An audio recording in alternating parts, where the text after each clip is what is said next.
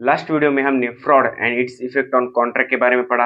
अब इस वीडियो में हम miss representation and its effect on contract के बारे में डिस्कस करेंगे। मिस रिप्रेजेंटेशन को हम हिंदी में बहकाना कहते हैं और इस टर्म को इंडियन कॉन्ट्रैक्ट एक्ट 1872 के सेक्शन 18 में डिफाइन किया गया है, जिसमें कहा है किसी ऐसी बात का सकारात्मक दावा जो सत्य नहीं है, भले ही उसे करने वाला व्यक्ति उसे सत्य मानता हो।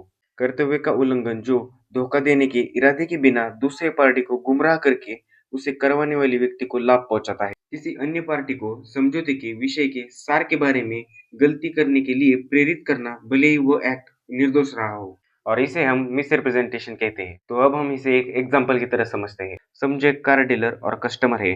अब कार डीलर कस्टमर को बताता है कि कार का कभी एक्सीडेंट नहीं हुआ, बट रियलिटी में कार का एक्सीडेंट हुआ था और कार के बॉडी पार्ट्स भी डैमेज हुए थे।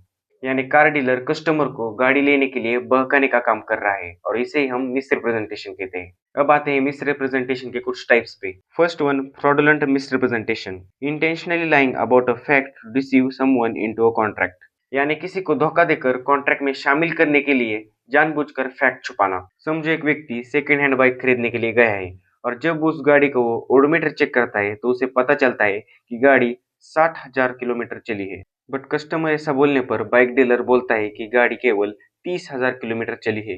हालांकि ये झूठ है। यानी बाइक डीलर कस्टमर को बाइक लेने के लिए बाइक के एक्चुअल एक्ट छुपा रहा है और इसे हम फ्रॉडुलेंट मिस रिप्रेजेंटेशन कहते हैं। अब आते हैं दूसरे पे, negligent misrepresentation, making a false statement without taking reasonable care to verify its truth. यानी सत्यता की पुष्टि करने के लिए उचित सावधानी बरते बिना झूठा बयान करना। समझो एक ब्रोकर जो एक क्लाइंट को रेंट रूम अवेलेबल करता है जब वह वो कभी रहा ही नहीं है, और दावा करता है कि इस रेंटल प्रॉपर्टी के छत से पानी नहीं टपकता, जबकि वास्तव में रूफ लीकेज है। यानी ब्रोकर रूफ बिना वेरीफाई करके उसे सच होने का फॉल्स स्टेटमेंट करता है। बात है तीसरे टाइप पे, innocent misrepresentation, a false statement made by a party who genuinely and reasonably believe it to be true. यानी किसी पार्टी द्वारा दिया गया झूठ बयान जिसे आमतौर पर उचित रूप से सच माना जाता है।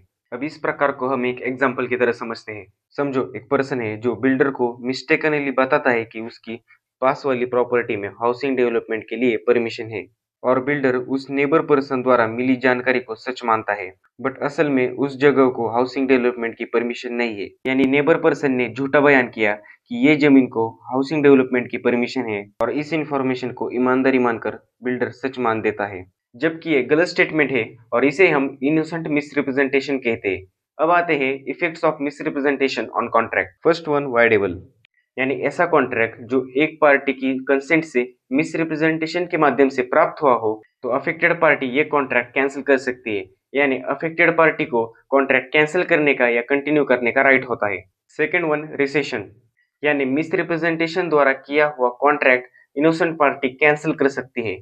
थर्ड वन, रिसेंट, और यदि इनोसेंट पार्टी कॉन्ट्रैक्ट कैंसिल कर देती है तो बोथ पार्टीज को एग्रीमेंट की पहली स्थिति में वापस आ जाना पड़ता है और बोथ पार्टीज को कॉन्ट्रैक्ट द्वारा मिला हुआ सब बेनिफिट उनको रिस्टोर करना पड़ता है। फिफ्थ वन, रिस्टोर डैमेजेस, अगर कॉन्ट्रैक्ट फ्रॉडुलेंट या निग्लिजेंट मिस रिप्रेजेंटेशन से हुआ हो तो इनोसेंट पार्टी को कॉन्ट्रैक्ट कैंसिल करने के अलावा कॉन्ट्रैक्ट द्वारा हुए डैमेजेस को रिस्टोर करने के लिए मुकदमा भी भर सकते हैं। अगर कॉन्ट्रैक्ट इनोसेंट मिस रिप्रेजेंटेशन द्वारा कैंसिल हुआ हो तो इनोसेंट पार्टी आमतौर पर नुकसान का दावा नहीं कर सकती, केवल मंदी का दावा कर सकती है। तो इस पार्ट में हमने miss representation and its effect on contract के बारे में पढ़ा।